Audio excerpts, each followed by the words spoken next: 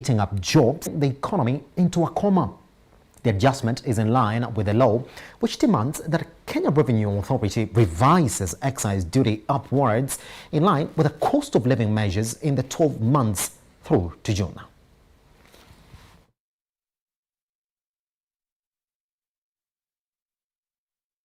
Moving on, data by the Central Bank of Kenya shows that Kenya's imports from Tanzania have surpassed its exports for the very first time in decades. CBK figures reveal that Kenya's imports from Tanzania grew nearly 3/4 in the 6 months to June 2021 compared with the previous period under review. Now, the value of goods from Tanzania shot to a high of 18.29 billion shillings in the review period, according to data from the Kenya Revenue Authority (KRA) and published by the Central Bank of Kenya. Now, the over 70% surge in goods bought from Tanzania exceeded that of exports, resulting in a rare trade deficit of 1.02 billion shillings. Now, the sharp rise in Kenya's imports from Tanzania signals improved trade flows under President Samia Suluhu's administration. In May this year, Presidents Uhuru Kenyatta and Samia Suluhu Hassan pledged to ease trade barriers between the two trade partners.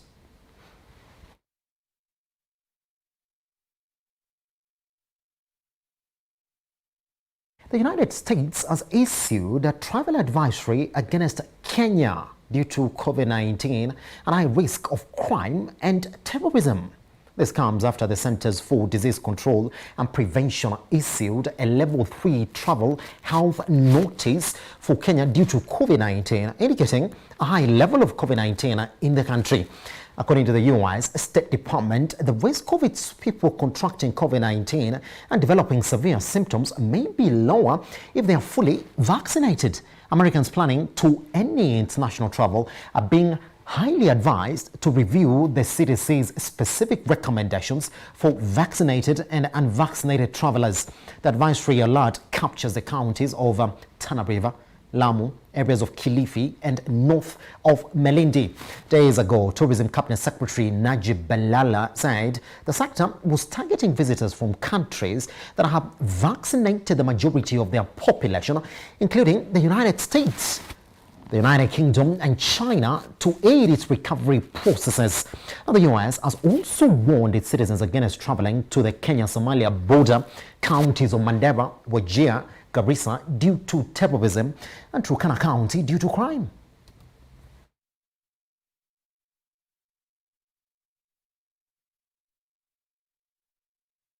Still on COVID-19, and now let's focus on the country's coronavirus situation, and the virus is still unrelenting with infections and hospitalization numbers still surging. On Tuesday, Kenya's COVID-19 positivity rate shot to 14.5% after the Ministry of Health reported 1,183 new infections.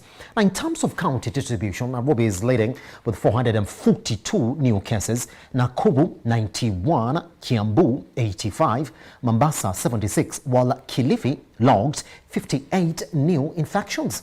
Health Cabinet Secretary Mutahi Kagwe further announced 32 more COVID-19 fatalities, with Kenya's cumulative fatalities now shooting to 4,211. A total of 1,827 patients are currently admitted in various health facilities countrywide, with 135 of them in the intensive care units.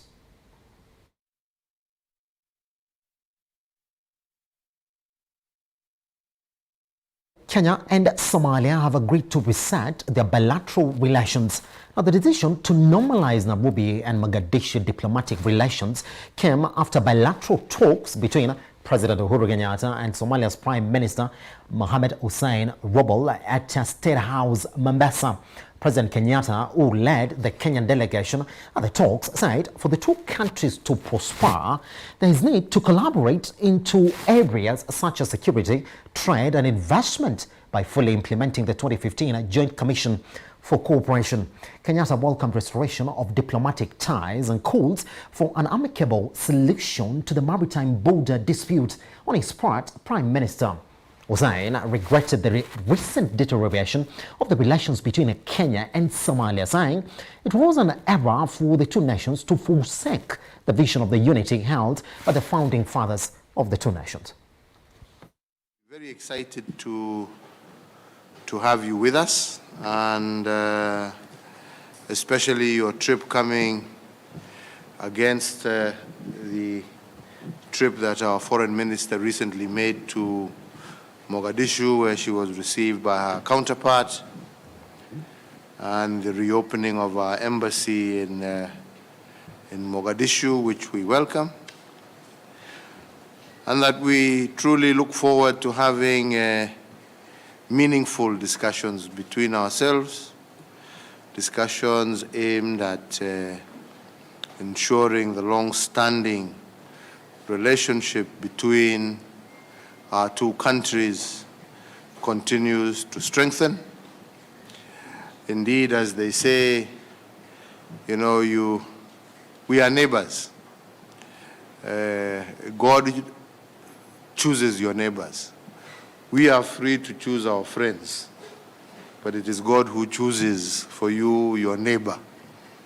And ours is to ensure that we live in a respectful, cordial, mutually beneficial manner with our neighbors. And I believe that that is the spirit and the aim of this visit. CIC Insurance Group's pre-tax profit rose by 337 million shillings for the first half of 2021 compared to a loss before tax of 287 million shillings for the same period last year. Group CEO Patrick Nyaga says the strong performance was boosted by resilient growth in the top line and strong investment returns. Now, the company's written premium grew by 16%, driven by growth in all the businesses except Southern Sudan, where the business was repricing to more profitable businesses. Investment income grew 168%, while the fund management fees rose by 41%. In a statement, Nyaga notes that the COVID-19 pandemic adversely affected the life assurance business, with group life claims increasing in the period. And the company has adopted strategies to mitigate this impact as they support their clients who have been affected by the pandemic. The property market recorded a marginal growth, but there were no revaluation gains or losses for the current period.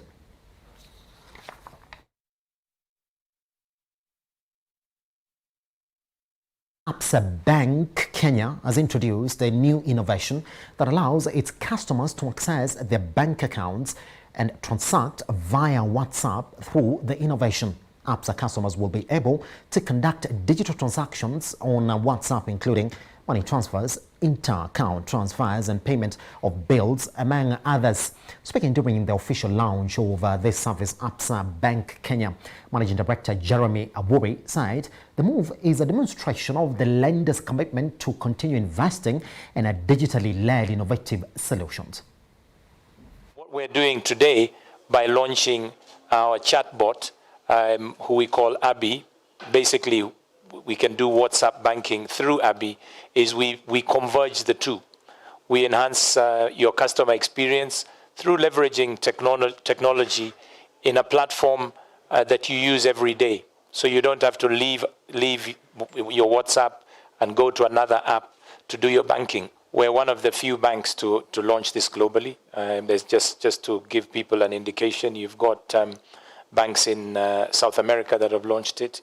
You've got a bank in UAE, and then you've got 2 or 3 of the biggest banks in India have also launched this.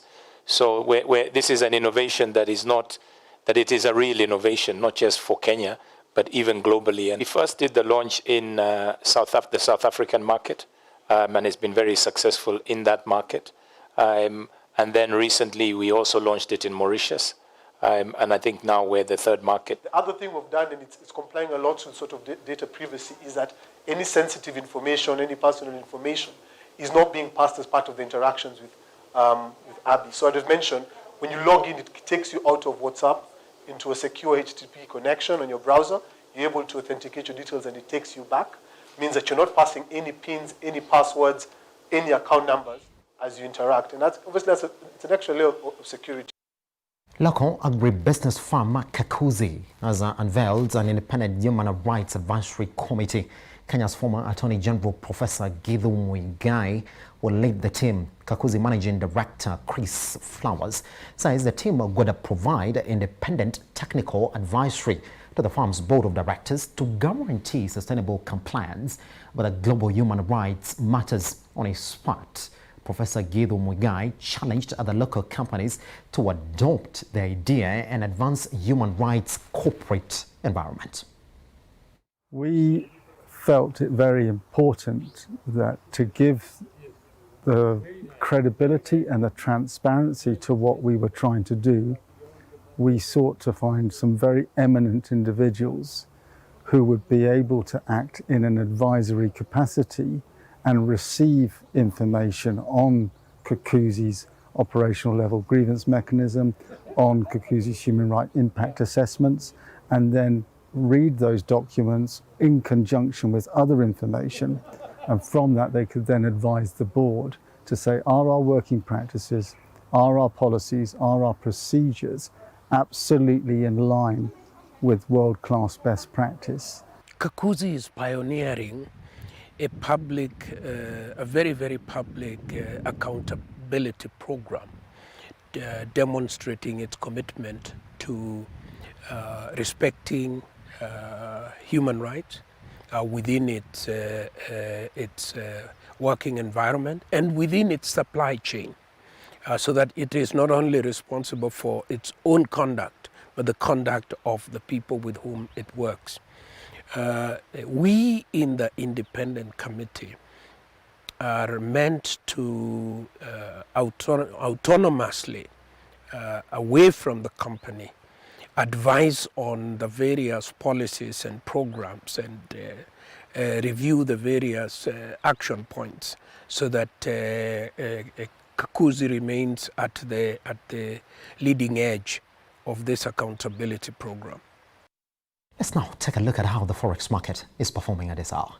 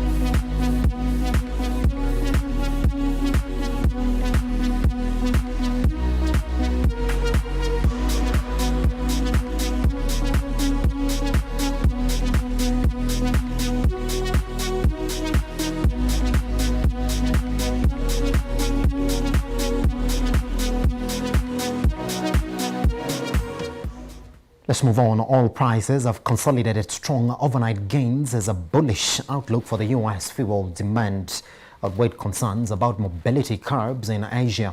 With the spread of the highly infectious COVID-19 Delta variant, U.S. crude oil and gasoline inventories fell last week, while the U.S. Energy Information Administration raised its forecast for fuel demand in 2021 and said consumption in May through to July was higher than expected. U.S. WTI futures rose 6 cents to $68.35 a barrel, adding to a 2.7% jump Tuesday. Brent crude futures inched up 3 cents to $70.66 a barrel, following a 2.3% gain on Tuesday.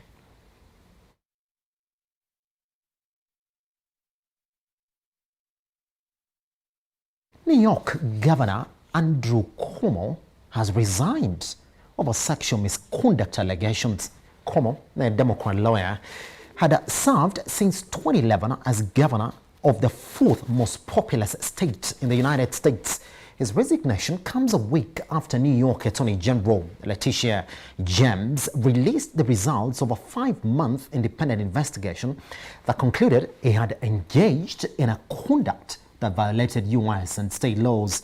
The 63-year-old lawmaker said his resignation would take effect in 14 days, derailing a long political career that once appeared headed for a possible U.S. presidential campaign. Cuomo also denied any wrongdoing, but he accepted full responsibility for what he described as ill-conceived attempts to be affectionate or humorous. Cuomo's exit spared him from possible removal from the office for impeachment. Governor Kathy Hochul will take over as governor until the end of Cuomo's term in December 2022, becoming the first woman to hold the post.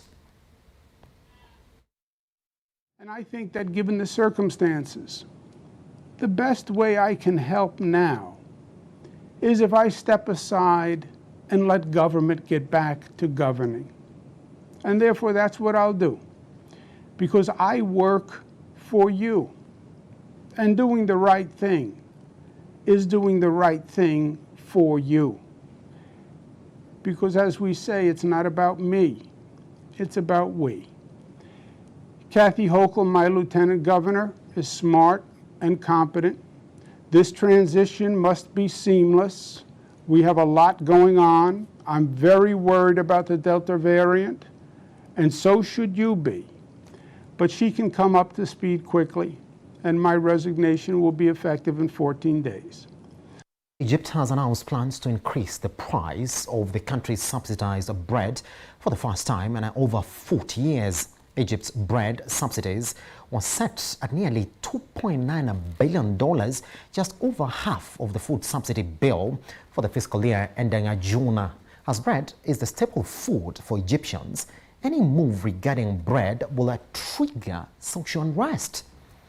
The late President Anwar Sadat faced street riots when he tried to slash subsidies on bread in 1977 and had to back down. For decades, different Egyptian leaders were reluctant to do the same. Now, most experts believe if it was the correct decision as the price of a loaf of bread is sold at less than half a cent, though the cost is over more than 10 times to produce. Now, the decision conforms to the government's policy of slashing subsidies on energy, as well as to free up funds in the state budget for economic and social development.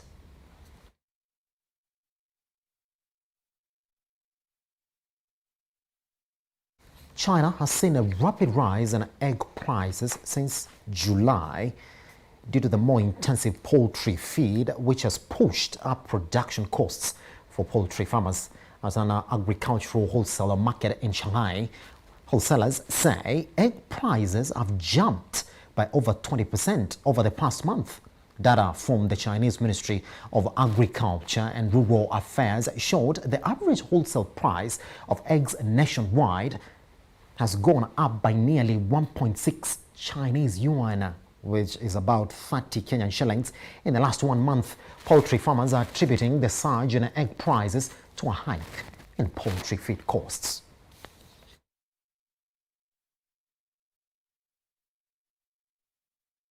Thank you very much for being a part of the broadcast this afternoon. My name is Simba Elijah Charles Kiage.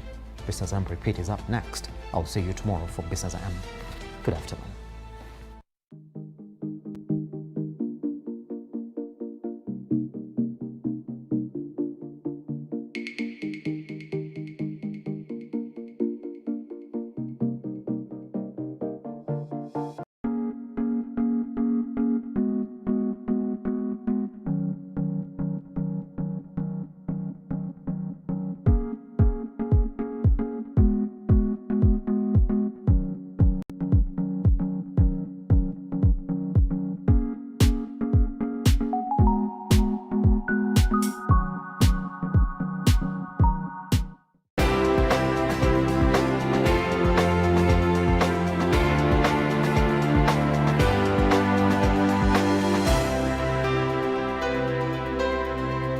Managu is an erect dicot with many branches growing 0.5 to 1.0 meters high. The plant has thin overall leaves which are 15 centimeters in length and purplish in color. I never knew that.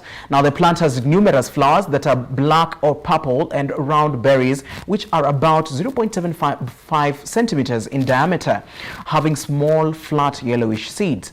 Now today we explore a few facts that you may or may not know about Managu.